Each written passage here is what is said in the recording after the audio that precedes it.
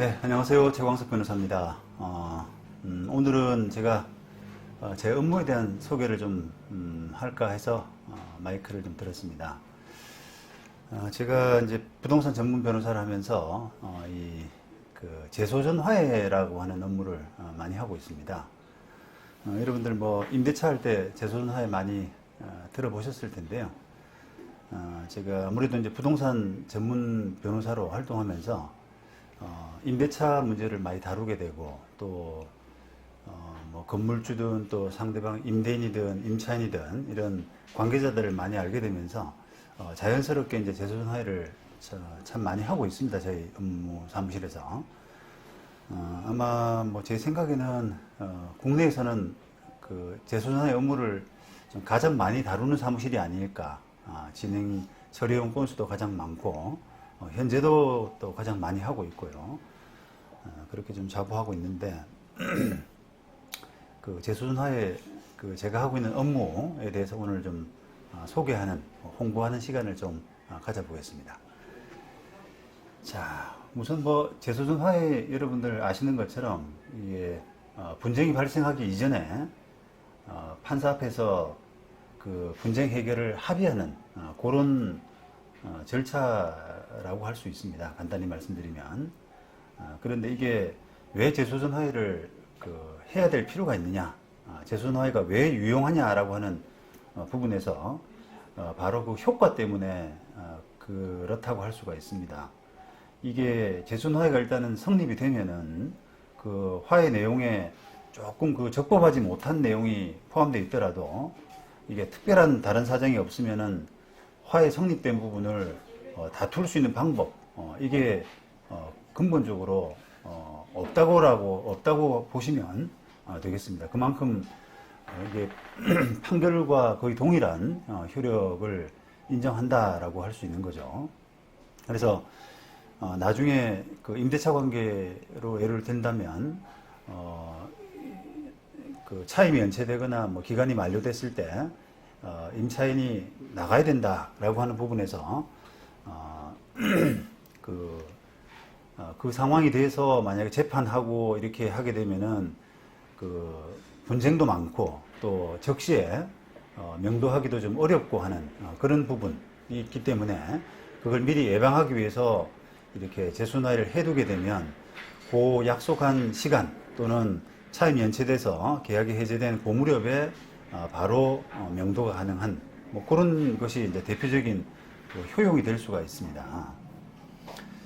자, 뭐 그런 뭐 저도 이제 그 저희 사무실에서 처리하는 대부분의 재소전 화해가 제가 부동산 그 전문 변호사이기도 하지만 거의 100%가 그 임대차 계약 관련된 결국은 이제 기간 끝나면 나가주고 또 차임을 뭐 언제까지 주고 하고 하는 그런 임대차 관계에서의 어떤 약속 이런 부분을 판결화시키기 위한 그런 이제 절차를 저희들이 뭐 하고 있는 것입니다.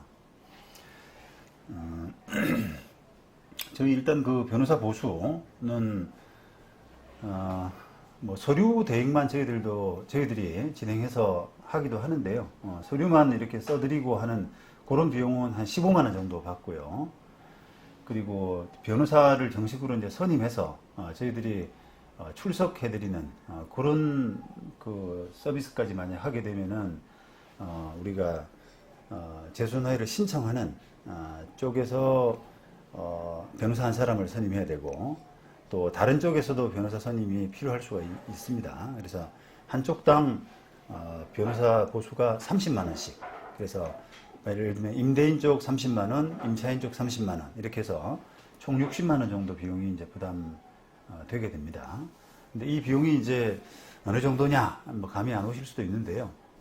뭐 재소전 화해를 많이 해보신 분들은 알겠지만 이 비용은 굉장히 싼 비용입니다, 사실. 특히 이 30만 원이라는 보수는 그 우리가 임대차 규모 보통은 우리가 소가라고 하거든요. 이 소가와 상관없이 정액으로 딱 일정 금액을 받는 그런 보수입니다.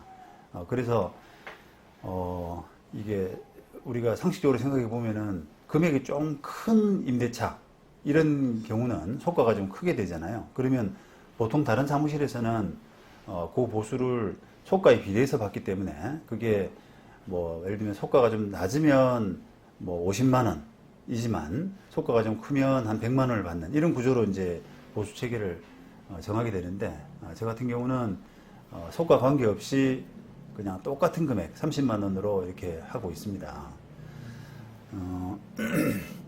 이렇게 이제 하게 되면 뭐 다른 변호사들 입장에서는 야 그렇게 해서 과연 이게 수익이 남느냐라고 이렇게 의아해하는 변호사들도 많아요 주변에서. 그런데 저 같으면은 이제 제 개인적으로는 이 부동산 소송 이 부분에 좀 특화를 시키기 위해서 아무래도 뭐 재소전화의 대부분 사건이 임대차고 또 임대차를 통해서 재소전화를 맡게 되면은 뭐 건물주든 하여튼 부동산 관계된 사람들을 이렇게 고객으로 알게 되는 그런 효과가 있기 때문에 고객의 어떤 유인 효과라고 하죠. 그런 효과가 있기 때문에 저는 좀 좀 미치더라도 이 보수가 크게 뭐 저한테 득이 크게 안 되더라도 이걸 통해서 고객 관계를 좀 확보하는 것이 좋겠다라고 이렇게 생각을 좀 했었습니다. 그래서 오래전부터 그런 좀 저렴한 그 정액의 이런 보수를 받아봤고요. 그리고 또 만약에 이게 한꺼번에 처리하는 건수, 예를 들어서 우리가 재소전화에 또 이제 일종의 재판이기 때문에 재판을 나가야 되거든요. 근데 재판을 나갈 때 그게 이 사건 한 건만 치면은 임대인 쪽 30만 원, 뭐 임차인 쪽 30만 원 해서 그게 변호사 출석하고 하는 작성하고 하는 그런 노고에 비하면은 뭐 크게 큰 돈이 안 되지만 그게 이제 여러 건일 경우 한 건 나가서 뭐 예를 들면 10건을 처리하고 온다라고 하게 되면은 한 건 처리하는데 60만 원이기 때문에 10건은 600만 원이지 않습니까? 그러니까 보수도 그 보수도 작은 돈이 아니기 때문에 저로서는 이게 저렴하게 좀 많은 사건을 처리하다 보면은 언젠가는 이게 수익 면에서도 나쁘지 않다라는 생각을 했었습니다. 그래서 뭐 지금은 어떻게 보면 이제 그런 규모의 경제라 그럴까요? 그런 규모의 경제에 도달한 상태가 되어 있는 거죠. 옛날에는 뭐 두세 건, 세네 건 이렇게 한 기일에 들고 들어갔었는데 요즘은 뭐 10건씩 이렇게 처리할 수 있는 상태가 될 정도로 사건의 이제 어떤 규모가 좀 형성된, 만들어진 그런 상태라고 할 수 있습니다.